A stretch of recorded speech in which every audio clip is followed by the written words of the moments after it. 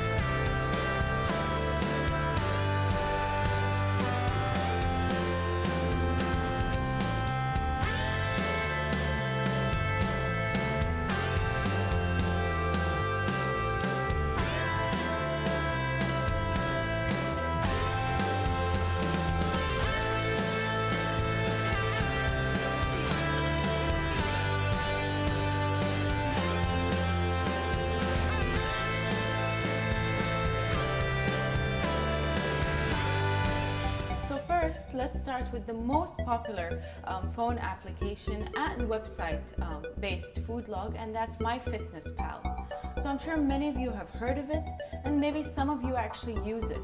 What's nice about MyFitnessPal is you can enter your daily goals. It definitely takes in your height and your weight as well as your gender into consideration. And based on that, it will give you a caloric requirement, so how many calories you should be consuming each day. And then what you can do is you can play with the macronutrients.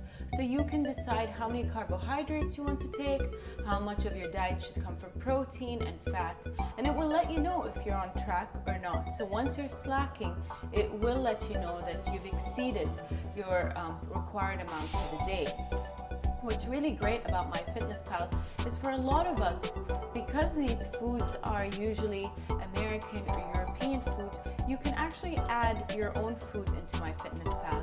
You can actually create your own recipe, and it will give you the nutritional analysis for this recipe.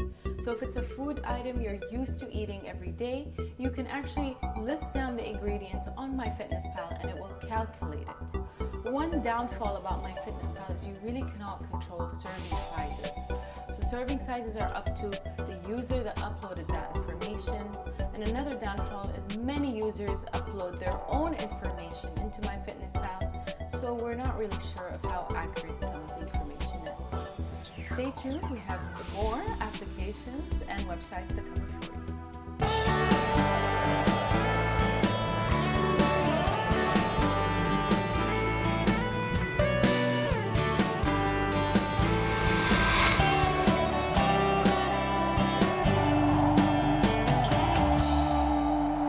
Welcome back, our dear viewers. So let's take a look at other applications or websites that you can use. One other really popular one is Lucid. Now the nice thing about Lucid is it also focuses on exercise. So you can log a lot of the exercises you do. They have a decent exercise log. So a lot of the activities you could be partaking in are listed on their application or website. Another thing about Lucid is it uses a lot of the information from restaurants and grocery stores. So we could guarantee that there is some accuracy to information, and then other information uploaded by users is only seen by the user itself.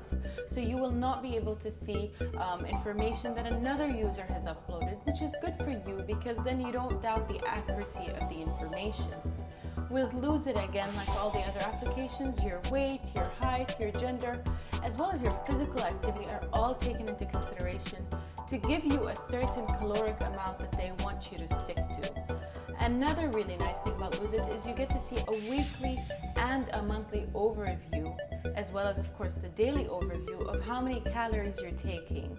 So it will kind of give you an idea of the days where you consume maybe more calories than other days. So you can watch those days and, be wary of them. But again, another downfall to this application is that you can't insert specific foods on your own. So unless it's a recipe, yes, you can insert it. But if it's something like an apple where you know the weight of the local apple you have, you can't really insert it. Another really, great website and great application is FatSecret. But I want you guys to stay tuned because we'll cover it then.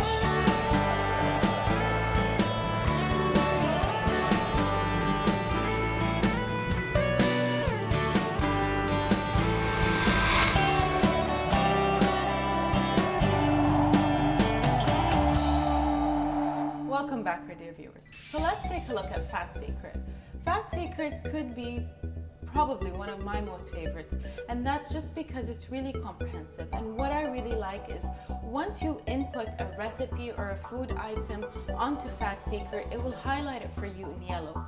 So you know which ones are verified and you know which ones are not really verified, and it's a consumer that put them in.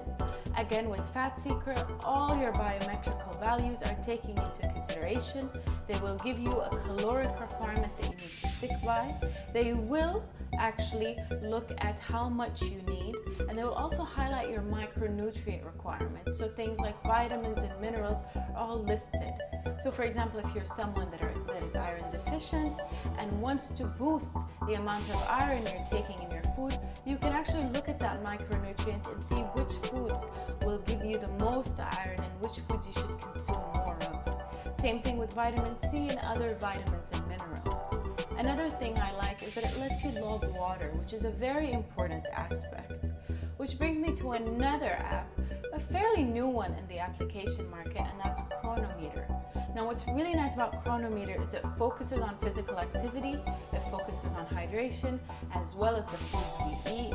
It will give you a general view on the home page, so you get to see where you fall and what you want to do.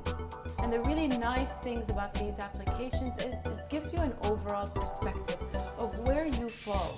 So a lot of us think, we eat healthy, we eat low calories, but once you start counting them, that's where it sinks in how many calories you're actually consuming, which meal you could possibly be over consuming at.